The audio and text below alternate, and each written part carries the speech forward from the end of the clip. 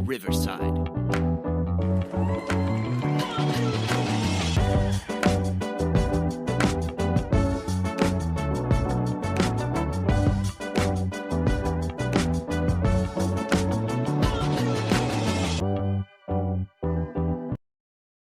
Welcome to the Vehicle City Sound Podcast. This is volume 2025, episode number 7. I am your co-host. I'm sorry. A co-host. I'm C. Willie. I'm here. I'm not completely with it, I guess, right now. Joined by the lovely and talented co-host. Butter peep. All right, she is there. Usually I try and say something witty at this point, but I'm wittyless tonight. So we'll just go right into the fantastic duo that we have with us. Our special guest tonight, Courtney and Eli from Gritty Sunset. Welcome to the show. Thank you so much. We are so thrilled to be here. Thank you for having us. Absolutely, and you're kind of solidifying our Texas connection now. We've got you guys there again. This is wonderful. We've had an opportunity to talk with a number of folks there in your area, and what talent coming out of Texas. It's amazing. Yeah. Couldn't agree more. Yeah, we moved to Austin from New York City 4 years ago, and we were just blown away by the community here and how warm and welcoming it is. Yeah, and everybody just wants to elevate everybody, and it's really special. Well, that is great, and we've had the opportunity to talk with a couple of folks that you've worked with as well, and I know that is the sense that we get from everybody, and that's the music community as a whole. There's not a whole lot of bickering. It's let's look what can we do for each other. Yes, Ideally. Sometimes egos can get in there, but yeah, it's that happens. Mostly a beautiful symbiotic relationship. Yeah. So you moved from New York to Austin. Is that really where Gritty Sunset took off, or were you doing things in New York prior to? How did you get started? What's kind of the history? Sure. We actually met in New York City in 2019. Okay. And we both have been working in the music industry for a very long time. I moved there in 2008. I believe you moved there 2000. He's originally from Brazil, Rio de Janeiro. Rio de Janeiro. And I'm a Michigan girl. And there you go. Yes, we're in the there. Incredible. Yeah, so I grew up north of Detroit in a small town called Waterford. We know Waterford very well. Yes. Okay. So I'm a Waterford girl through and through. And so we, individually had a bunch of different projects we were working on, and we met at a gig in a cold night in January, and a girlfriend of mine was singing with his band, and she begged me to come out. And you know how the winter is. When you're in, you're not going back out. But she convinced me. She said, listen, you can sit in with the band. It's a great band. I'm going to buy you a glass of wine. Please just come out. And I said, fine, I'll come out. I bundled myself up and I got on the subway. And it was one of those darker kind of lounges. And he had taken a guitar solo, and I was in mid-conversation with somebody else. And I stopped and I said, who's that guy? I just was blown away by how tasteful he was and how musical he was. And at that time, I was so uber focused on getting my career really back into music, because I did a brief stint in corporate America for about 3 years and realized that wasn't for me. So I was really on the fast track of just getting back and doing music full time. So I heard him and thought, oh my goodness, it was so inspiring. And I sat in with the band, and he was like, okay, she's pretty good. And then I was such a nerd, and I was like, all the guitar practice finally paid off, And I actually slid into his DMs, and I was like, hey, do you want to work together? You're amazing. And luckily he didn't think I was a psychopath. Yeah, it's a little weird, but sure. We let's see where this goes.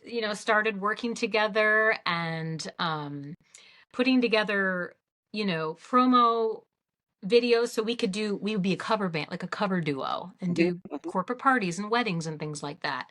And that was about a year we were doing that, and we're friends for almost a year. Yes. And then yes. And then it became more. Yeah. And so, December of 2019, we, officially started dating. Friendship went into romance. And that thing happened a few months later. And I had been in New York for 12 years. And I thought, I'm ready for a change of atmosphere. Being there for the lockdown was a tough time, very, Oh, very yeah. tough. Yeah. And we were such a new thing that I had to ask him, like, is this a me conversation or a we conversation? Because I don't know if I really want to stay here.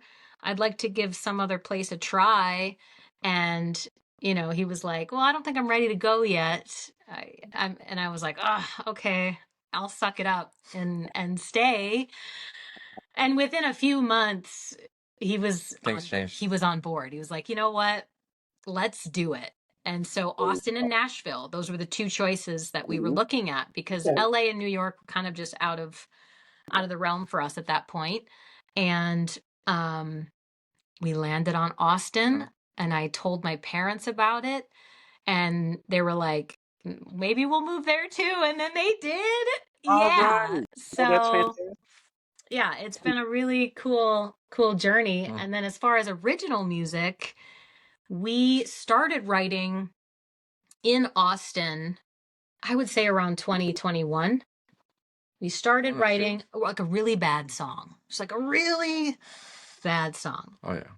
And we met Joe James, and I just asked him, and I was like, Joe, would you mind just coming over, hanging out with us? We have this song. I would love to hear your feedback or what your advice would be. And it turned out that we had such a blast. We had such a chemistry, just from that one meeting. And we were just new friends at that point. At that time, I was starting to play with him. I was playing bass with him. Yeah. Well, every so often. So yeah. So that was the connection there. It was such a fun and enlightening experience for me, because historically it always felt not good enough to write music. I thought I was just this singer that was going to sing other people's songs and make a career out of that.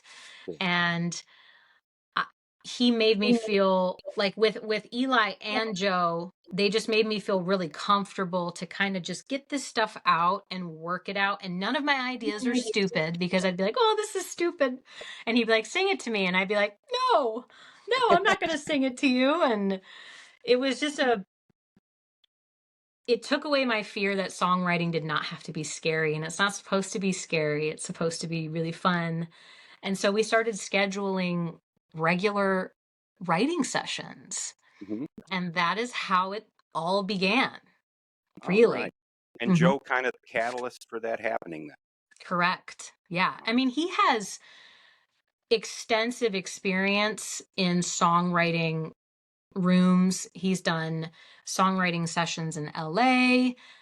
So he has quite the lexicon, if you will, to help singers and songwriters. He knows how to just like steer the ship in a way. Does. A lot of times, like, he's not really writing, but he's just like, all right, what do you think of this? Tell me more about what this is, or what are you trying to say here? And just to get the most out of, in this case, more, I'm not much of a lyricist, but I do melodies and all the music stuff. But so trying to get her to like, say a little, just put on paper what she was feeling and what she was trying to achieve. So that was really cool, just that guidance. And usually Eli would start out playing chords. He would just be playing, he would improvise. And every so often I'd say, ooh, right there, I like what you did there. That's the spot.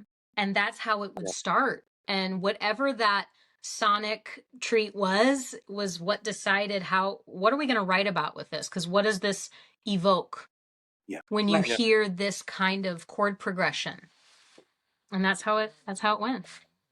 Well, tell us a little bit. We've got a couple of your originals queued up here tonight, and the first one that we have up is All That I Need. Tell us a little bit about how that transpired. What's the backstory on All That I Need?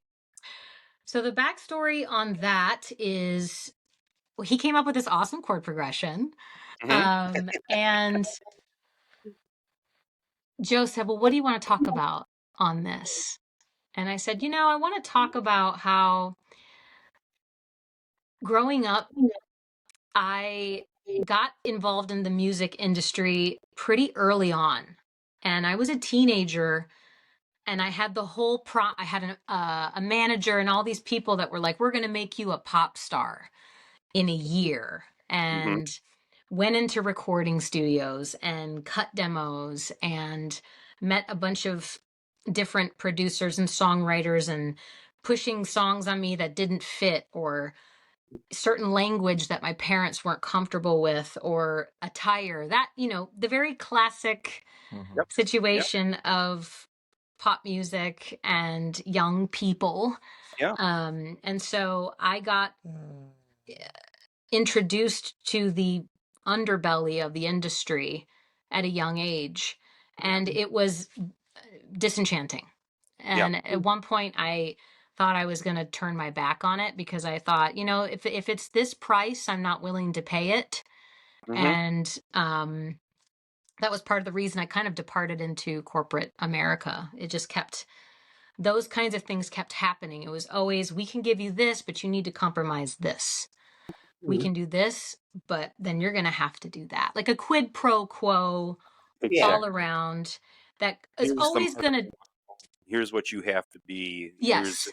If you're going to be successful, you're going to do it X, Y, and Z. But it's so funny because they have this mask on saying, oh, you're just being your authentic self and this is just your real art. And that's not the case. They Yeah. want to tell you what to say, what to wear, how to wear it, how the music is going to sound, what are the BPMs. Like they are dictating it all. Yeah. And so for me, I wanted to be just truthful about that, and just realizing in the end, the, the things in life that really do matter. And as long as I have, the things that are important, like love and friendships and a relationship with God and all of these things, none of that matters. And I can still do music the way we want to. Yes.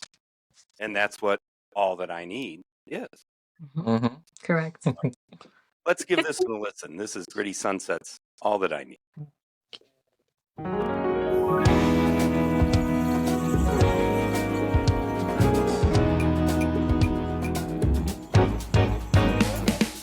I used to think that all I needed was on the cover of a magazine. I was told I had to play the game if I ever wanted to be seen.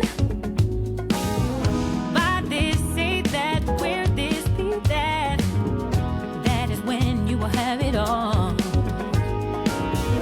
This can't be all there is. But now I know. Don't need fancy things or lots of money. All that I need is just some time with you. On that cloudy day when rain starts falling. All that I need is just some time with you. Whoa, na na na na na na na na na na na na na na. Whoa, no, na na na na na na na na na na na na na na.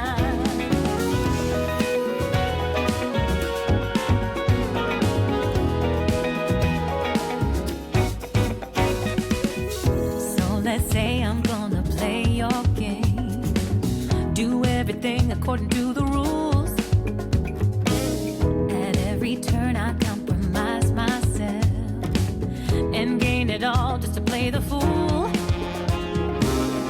Sell sex, lose weight, don't ask no questions. Does this mean I'm happy now? This can't be all there is. It's just a lie.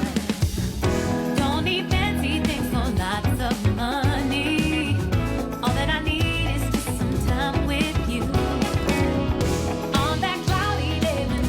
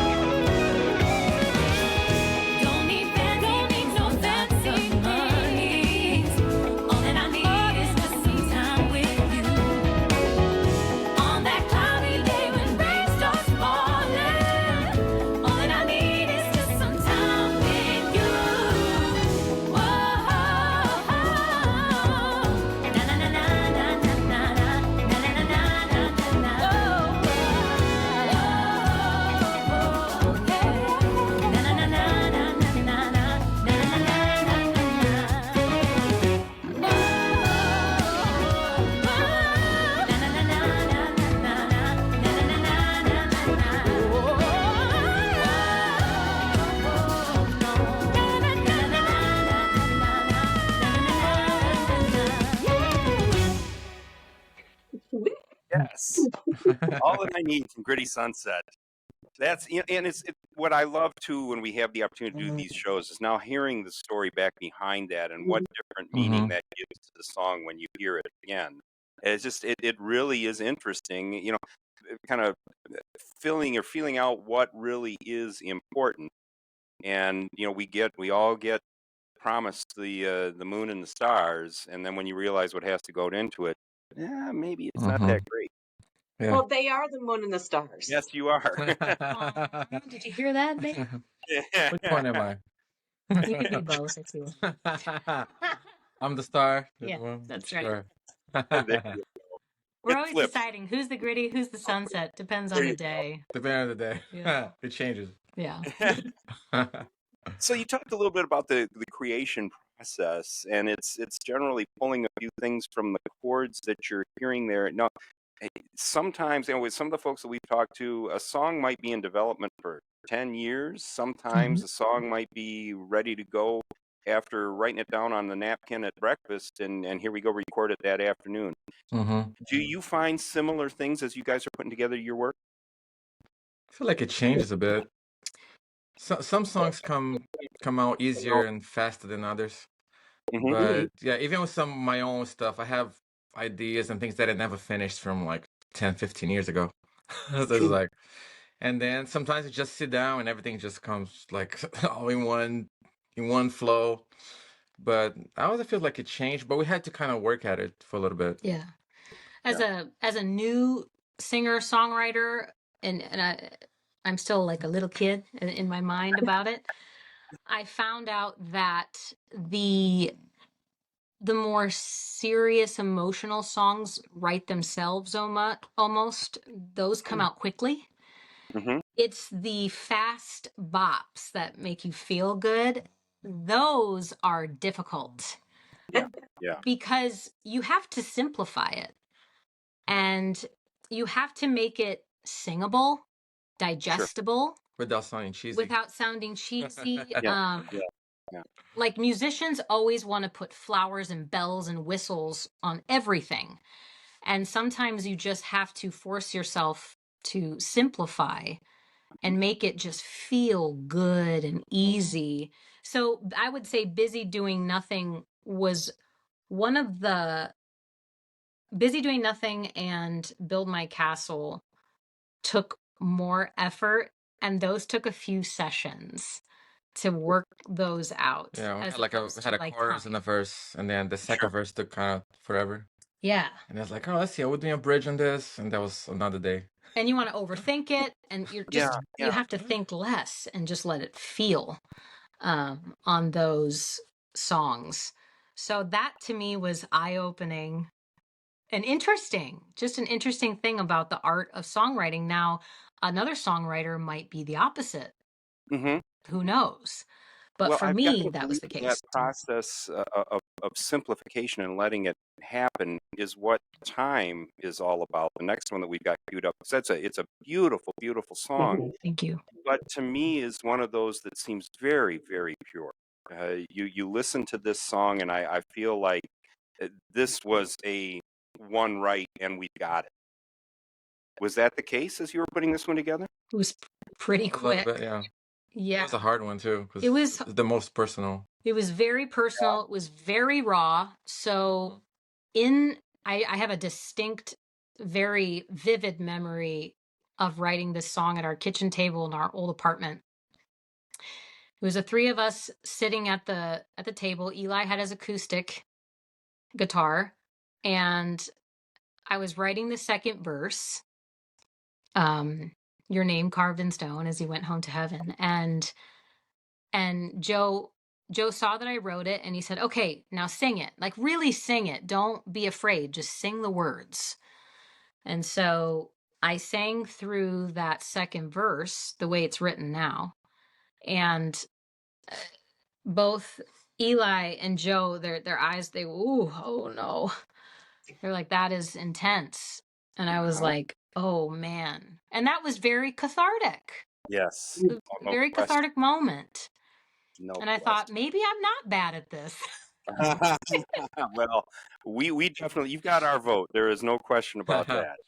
Thank good. you. Because it was real and honest. Very real. That's his Very messy. I mean, just being vulnerable and truthful about where I messed up and wish I could have done things differently. Sure. So, you know, it seems really sad and hopeless in the beginning, but it's ultimately a song about hope. No question. So Let's give this one a listen. This is Pretty Sunset Time.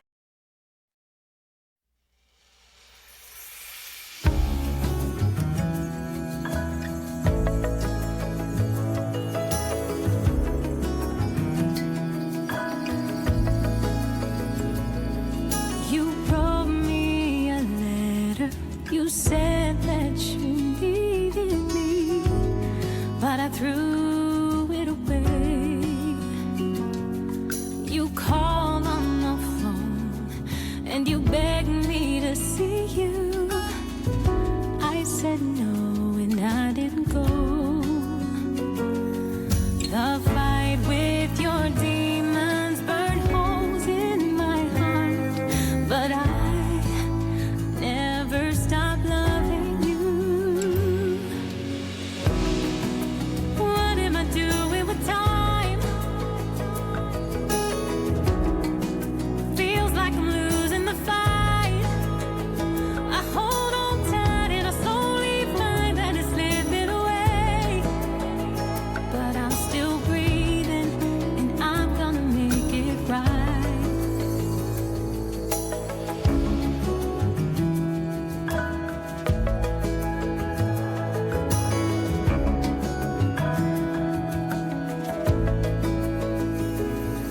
Your name carved in stone as you went home to heaven.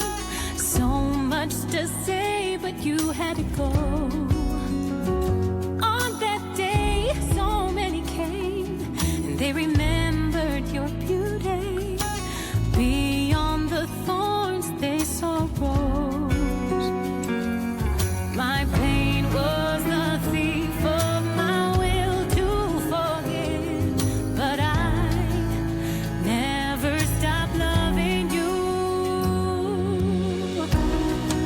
What am I doing with time? Wow. Feels like I'm losing the fight. I hold on tight and I slowly find that it's slipping away. But I'm still breathing and I'm gonna make it right. But I'm still breathing and I'm gonna make it right. One day I know we'll get to say what we wanted to say. Every tear will be wiped away. One day I know it will be what it was meant to be, so much better. One day I know we'll get to say what we wanted to say. Every tear will be wiped away. One day I know it will be what it was meant to be, so much better. One day I know we'll get to say what we wanted to say. Every tear will be wiped away. One day I know it will be what it was meant to be, so much better.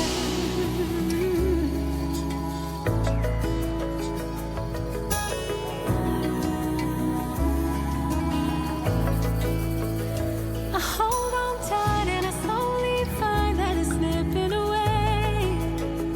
But I'm still breathing and I'm gonna make it right. But I'm still breathing and I'm gonna make it right. But I'm still breathing and I'm gonna make it right.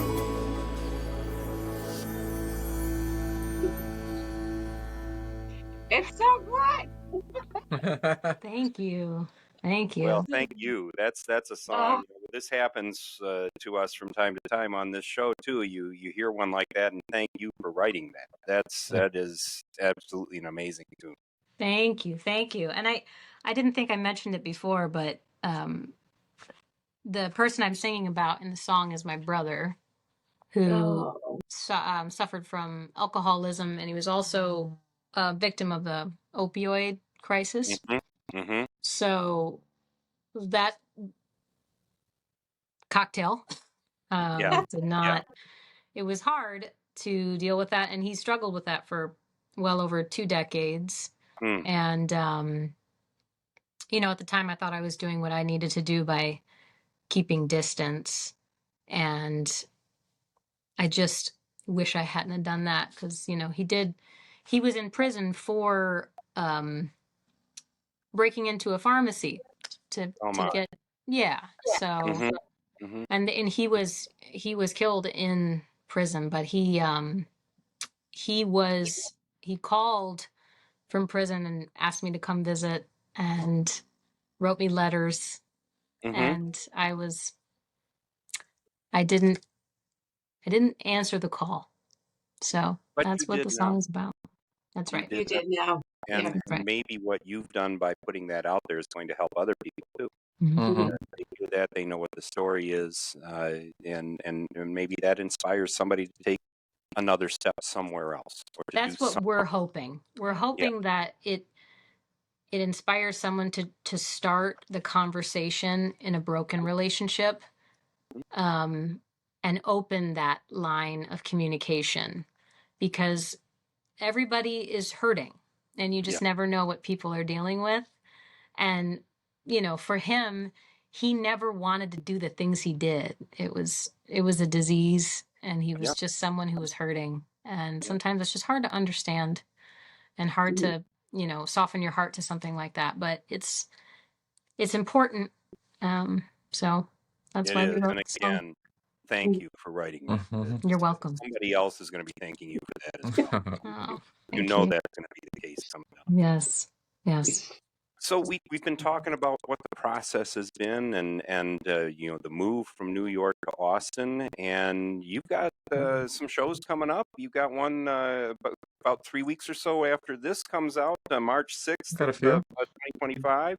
It'll be in Monk's Yes. Jazz Club in Austin. Yes, That that's correct. So that will and be we're really excited about that show, and you can actually stream it as well. They have a 5 or 6 camera Yeah, they have a whole setup setup there. there.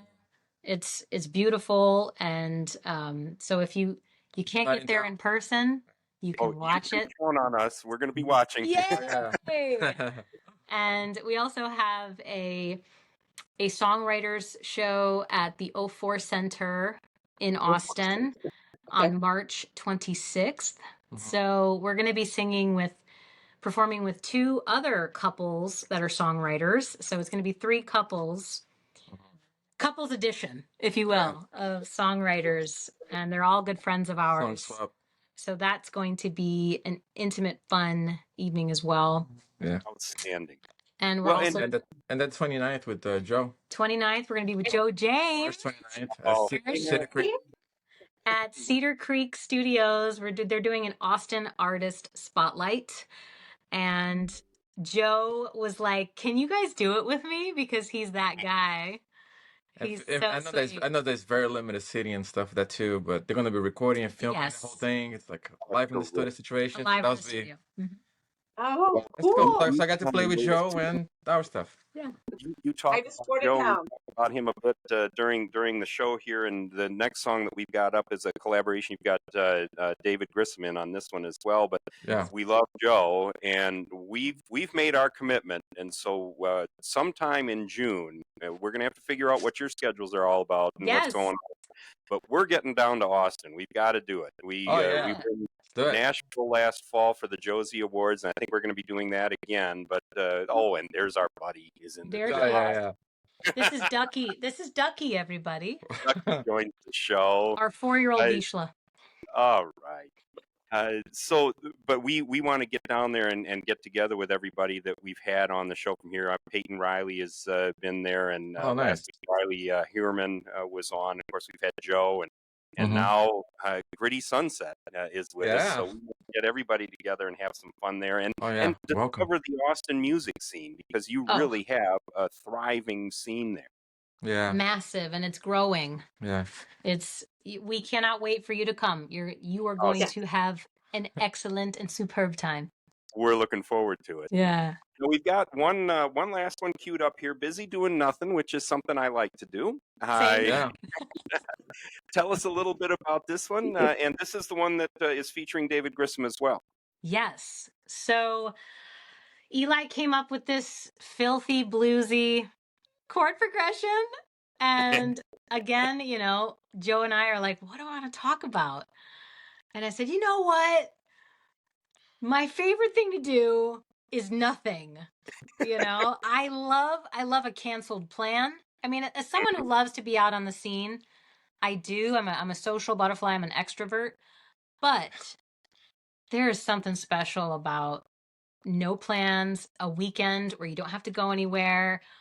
Or I said canceled plans. Yeah. It is a beautiful thing, and it's like a serotonin overload in the brain, and it feels incredible. So I thought, let's just write a song about that, because I do believe it's relatable. Oh, yes, for people listening to this. Oh yeah. So Eli, tell them about your connection. Yeah, and that was a fun song and stuff. And originally I was going to play a solo there, and I said I put the bridge, we made the instrumental thing. But I play bass with David Grissom in town. He's of course he's amazing. One of my favorite players, and actually one of my favorite gigs too. We play at the Saxon Pub in Austin every Tuesday. Free show, 6 to 7:30. Perfect. It's great timing, and it's always packed. It's amazing. We're actually playing there. Oh, this is going to be a show late, but I'll be there tomorrow. So yeah, I just kind of threw it out there. It's like, hey, David, no pressure, but man, we'd love to have you on, on the track with us and stuff. And I just kind of threw it out there. He's like, yes, just send it to me. And I remember he was a little busy, I didn't want to be pushing it. And then all of a sudden he just sends the guitar back. I was like, oh, he did already. Oh, cool. And he sent, and it was like perfect. He's like, yeah, I played more than I needed to, so you can just chop up whatever you don't need to, you don't want to use. And I was like, cool, man, just send me the bill. And he's like, no, I got you. This one's on the house. You're good. All right.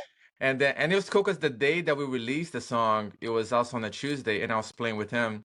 So he invited Courtney to come to Saxon, and she went up, and we got to play that song with him, live at Saxon, and that was pretty fun. Really special.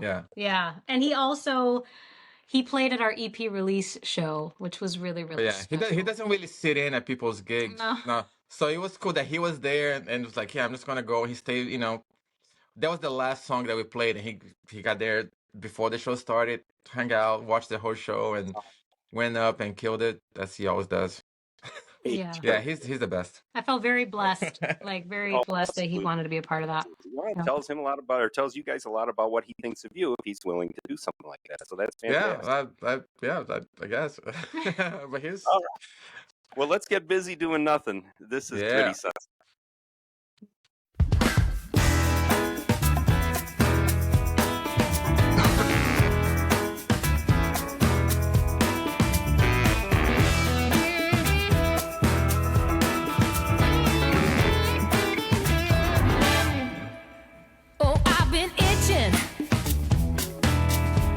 Itching for a good time. I don't mean to be callous.